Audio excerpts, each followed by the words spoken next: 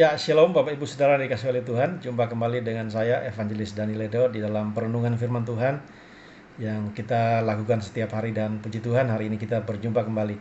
Baik, hari ini kita akan membahas sebuah tema yang luar biasa, yaitu tidak mendendam atau tidak dendam. Tema ini diambil dari cerita mengenai antara Daud dengan Raja Israel waktu itu, yaitu Raja Saul, saudaraku. Hal ini dapat kita baca di dalam 1 Samuel pasal 24 ayat 11. Baik, saya akan bacakan bagi kita sekalian. Demikian firman Tuhan, ketahuilah pada hari ini matamu sendiri melihat bahwa Tuhan sekarang menyerahkan engkau ke dalam tanganku dalam gua ini. Ada orang yang telah menyuruh aku membunuh engkau, tetapi aku merasa sayang kepadamu karena pikirku aku tidak akan menjamah tuanku, sebab dialah orang yang diurapi oleh Tuhan. Nah, saudara, dari sini kita dapat melihat satu hal yang luar biasa, bahwa Daud tidak dendam kepada Saul karena dia menghormati Tuhan. Jadi kembali lagi saya tekankan bahwa Daud tidak dendam kepada Saul karena Daud menghormati kekudusan Tuhan. Nah, ini penting, saudaraku. Kita bisa saja sebagai orang percaya kita melakukan apapun boleh. Tetapi kalau kita menghormati Tuhan, maka kita tidak akan mau melakukan hal-hal yang menyakiti hati Tuhan.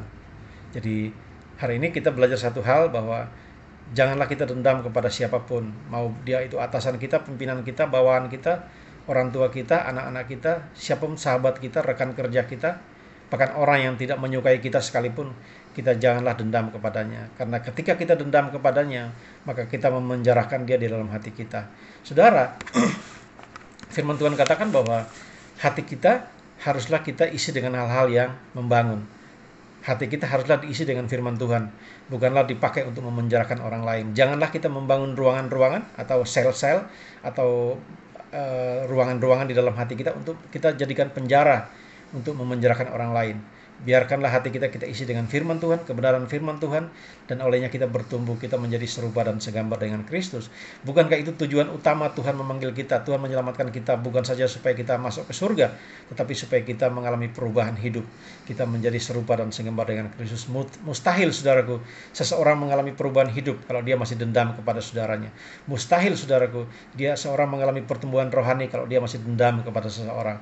Sehingga hari ini firman Tuhan mengajak kita bahwa mari kita tinggalkan segala rasa dendam kita. Kalau kita masih dendam kepada orang lain, maka kita melepaskan pengampunan. Seperti Daud mengampuni Saul, seperti Daud tidak dendam kepada Saul, sehingga hidupnya dipakai Tuhan secara luar biasa. Yang pertama, saudara, Daud tidak menyakiti Saul karena dia menghormati Tuhan. Nah, saudara, yang kedua, bahwa hati kita hanya boleh diisi oleh firman Tuhan, nggak boleh diisi dengan dendam, sakit hati, amarah. Karena semua itu hal yang sia-sia, nggak akan membawa hidup kita semakin lebih baik, maka hidup kita semakin buruk. Kita dendam aja sama seseorang, hidup kita akan semakin buruk.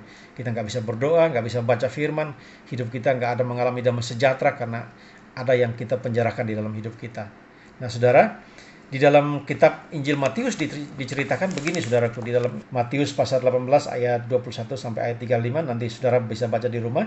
Di situ diceritakan begini, saudaraku. Ada satu orang yang berhutang 10.000 talenta kepada tuannya, dan setelah melakukan hitung-hitungan ditagih, ternyata dia tidak sanggup membayar hutangnya, dan akhirnya keluarganya semua diambil sebagai barang sitaan, saudaraku.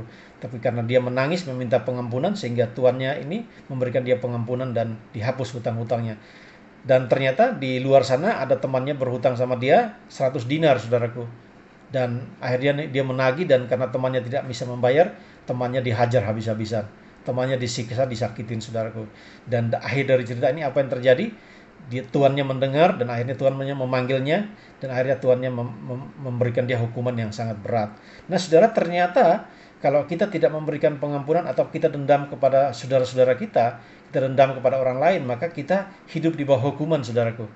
Nah, firman Allah berkata bahwa ketika engkau mempersembahkan korbanmu kepada Tuhan dan engkau dendam kepada seseorang, engkau marah kepada seseorang, saudaramu, maka tinggalkan korban persembahanmu itu dan pergi selesaikan masalahmu itu, lalu kembali mempersembahkan korban, maka baru saat itulah korbanmu berkenan kepada Tuhan. Nah, saudara, ini ternyata sangat penting, saudaraku, bahwa ketika kita tidak melepaskan pengampunan atau kita dendam kepada seseorang, maka hidup kita nggak berkenan di hadapan Tuhan. Kita tidak menghormati kekudusan Tuhan. Nah, saudaraku, akhirnya hari ini saya mengajak kita sekalian, saya pribadi juga, kita semua, bahwa tidak boleh ada dendam di antara kita. Tidak boleh ada dendam di dalam hati kita. Karena siapa kita sehingga bisa mendendam terhadap saudara kita?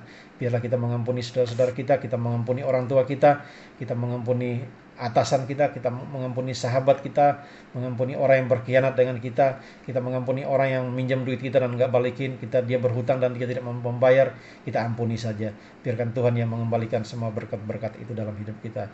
Saya percaya bahwa firman Tuhan yang singkat ini dapat menjadi berkat bagi kita dan hidup kita semakin diberkati secara luar biasa oleh Tuhan. Puji Tuhan, Tuhan memberkati kita semua. Haleluya.